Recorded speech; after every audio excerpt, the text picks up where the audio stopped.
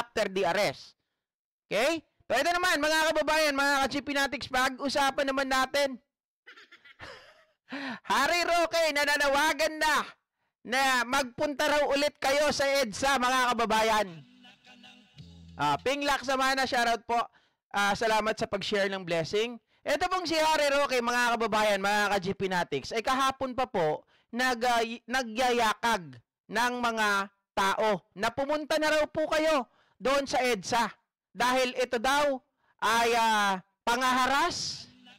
Ito daw ay maliwanag na sinusurpress daw ang ating karapatan, mga kababayan, mga ka-GPnatics. Karapatan nyo? Teka lang. Ito yung sabi ni Roque. Aking panawagan.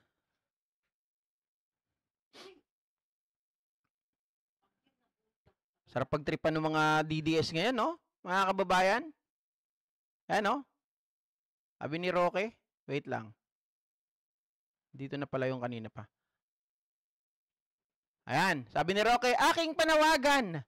Tayo'y manindigan na. Tayo'y unti-unti nang magtipon dyan sa EDSA.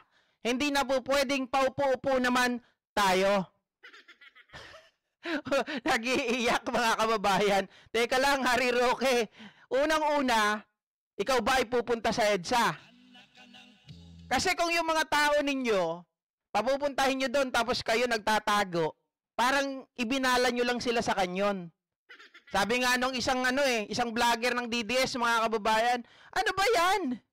Sabi ko sa inyo, magpunta na kayo sa EDSA, magpunta na kayo sa Villamor Air Base. Yan tuloy, nakaalis itong si Digong. Kinidnap na. Harap-harapan natin, sabi yung gano'n. Bakit kayo naging keyboard warrior lang? Paano naman kasi, mga kababayan, mga ka-GPnatics, isipin nyo ha, kung totoo talaga sila, makikita natin, kahit malayo pa yan, pupunta talaga at pupuntahan nila si Tatay Digong nila. Ang problema, puro keyboard warrior. Mahalata mo talaga na puro troll. Ang daming comment, mga kababayan, pare-parehas.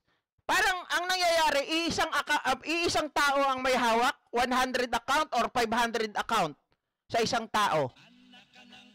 Diba? Pag pinapunta mo yun physically, isa lang yun. Hindi, ang bilang nun, isa at isa pa rin kahit anong gawin mo. Kahit pagbali-baliktarin mo, kahit pag-ikot-ikutin mo, isa pa rin yun. Ibig sabihin, wala kayong bilang. Harry Roque, attorney ka. Diba? Kung talagang matapang ka, bakit nagtatago ka? Kung talagang may balls ka, bakit takbo ka ng takbo? Diba, hindi mo harapin yung kaso mo kung wala kang kasalanan? Bakit hindi ka umattend doon sa Quadcom? Bakit hindi ka sumuko? Diba? Tapos yung mga tao, gusto mo pumunta ng EDSA? Hindi na po mangyayari ang EDSA, mga kababayan. Dahil ngayon, majority ng mga Pilipino, hindi nyo na maluloko. Ilantaran na yung mga ebidensya. Ang gusto ninyo, lasunin pa rin yung mga utak ng mga Pilipino? Sabi nyo nung una, nasan na? Yung ICC ninyo, puro lang kayo dakdak, ngawa kayo ng ngawa. Biglang dumating sa ICC. Nag-iiyakan kayo ngayon. Dapat kasi, Harry Roque, ganito ginawa mo, sinampal mo itong si Salvador Panelo. Dapat sinabi mo, ikaw kasi butike. Sinabi ko na sa'yo na nandyan na, may warrant na. Ayaw mo pa maniwala. Inaaway mo pa ako.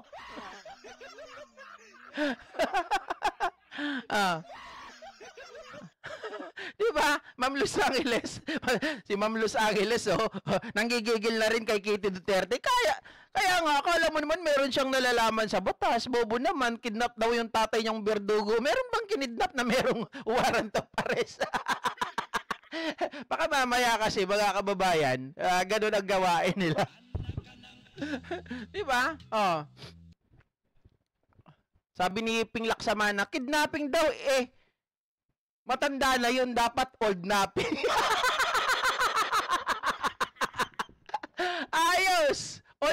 dapat, no? Kasi matanda na yun. Tama. Loko kayo, ha? Natawa ako dyan, ha? Sir Ping, ha?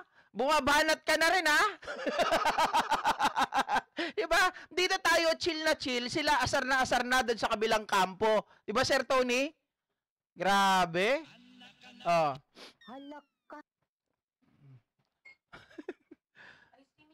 Ano to? Si Nordin Ahmad. Sorry po, di ko mabasa yung comment mo, ha? Lagi ata ng mga sadista yan, mga Duterte. Nako. Joel Q. Tama, old napping kayo rin. Isa rin kayo, old napping. Kaloyal Alex. Imelda Karanagan, TikTok lang ang alam ni Kitty. Hindi, may alam pa yung iba. Mga kababayan, magparitoke. Magpatato. Diba? Tama nga naman, hindi na bata si Digong Duterte. Are Roque, inaantay ka na ng mga mo. Sabi ng mga DDS, dapat magpakita na kayo, wag lang puro keyboard warrior at wag lang sa social media lumalabas. Tama 'yon. Kasi kung walang mamumuno sa kanila, mga basura yung mga 'yon. Wala na nga sila natututunan sa inyo. Tapos gusto nyo ipasugod nyo pa sila. Kawawa naman. 'Di ba? Nabubudol eh. Don't commit a crime if you can't do the crime. Best actress? Ingay ba ako? Uwi ka na. Joke. Huwag kayong pikon, mga kababayan. Eto, baka maiinis kayo lalo dito. Attorney Larry Gadon, mga kababayan. Grabe ang tuwa. Halos mamatay sa katatawa. Dito kila Bato, kila Digong, at sa mga DDS. Bakit? Tingnan nyo naman, mga kababayan. Ang, tama, meron pa ako nakalimutan? Ay, hindi pa pala. Bago pa pala yan, mga kababayan, ito pala nangungumbinsi si, yung pangungumbinsi niya na siya mismo ang nagsasalita, si Harry Roque. Sorry nakalimutan ko eh. Ayan. Tanging Korte Suprema pa lang ang makakadesisyon kung meron nga bang bisa ang isang mandamiento de arresto na in-issue ng isang hukuman. Pero ngayon po, mga kapwa-vloggers, manawagan na po tayo. Huwag na po tayo umiyak dito sa mga pangyayaring ito na naaresto ang Presidente Rodrigo Roa Duterte. Manawagan na po tayo sa EDSA. Balik EDSA na po tayo. Pwede ba ho? Mga kaibigan, lahat ng mga... Nananawagan sa EDSA. Balik EDSA na ho. Araw-araw nga sila nasa EDSA, wala namang tao. Hindi lang nagmamahal kay Presidente Duterte, lahat na nagbibigay importansya sa soberenya at jurisdiksyon at pagiging malaya ng Pilipinas, kinakailangan po manindigan na tayo. Magtungo na po tayo ngayon sa EDSA. Okay, mga vloggers, magkaisa na po tayo ng boses ngayon. Patunguhin na po natin ang ating mga followers sa EDSA dahil yan lang po talaga ang solusyon ngayon. Mahanda naman po ang mga legal na remedyo dyan, pero bukod sa legal na remedyo bilang isang demokratikong bansa, may karapatan po tayong iparating ang ating saloobin dito sa pangyayari na inaresto na nila ang dating Presidente Rodrigo Roa Duterte. Papabudol ba kayo dito, mga Pilipino? Pero nyo inuutusan kayo magpunta sa EDSA samantalang siya nagtatago? Papayag ba kayo noon, mga kababayan? Kayo bilad sa araw. Diba wala kayong makain doon? Ang kakainin nyo lang doon, tubig. Tapos, mga kababayan, syempre, baka mamaya sa sobrang tirik ng araw, bumulagta kayo doon. Samantalang si Harry Roque, nagtatago, mga kababayan, mga ka-GP Natics, di natin alam kung ano ang nilalaro. Diba? Baka mamaya may nilalaro siyang toy, hindi natin alam, tapos kayo, humaharap, sigaw ng sigaw, Duterte! Duterte! Talagang gusto ko na magmura eh.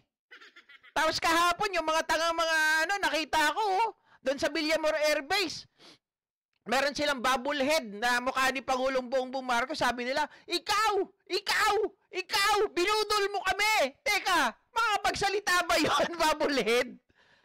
Mukha ni Pangulong Bongbong Marcos, mga kababayan. Diba? Tapos inabakabakan pa, binuto. Kaya ka namin binoto dahil kay Sara Duterte. Galit na galit sila doon sa bubblehead na hawak-hawak nila, pinugutan pa ng ulo. Tawa ko ng tawa, sabi ko, nabubuang na to mga to. Oh.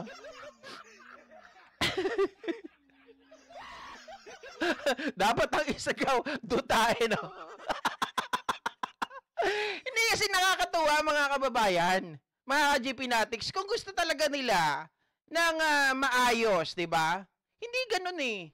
At saka maririnig ba sila nun? Maririnig ba sila nung tawag dito ng kanilang bubblehead?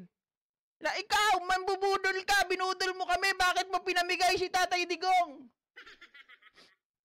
Unang-una, hindi niya nagsasalita. Di ba? Pangalawa, may mga platform na sila. Unang-una sana nilang gawin, paramihin nila yung mga subscriber nila, yung viewers nila. Hindi yung araw-araw nandun sila sa EDSA na mamalimos. Di ba? Yung nangihingi lang sa mga OFW. Masabi lang na supporter ni Digong, mahiya naman kayo. Oh,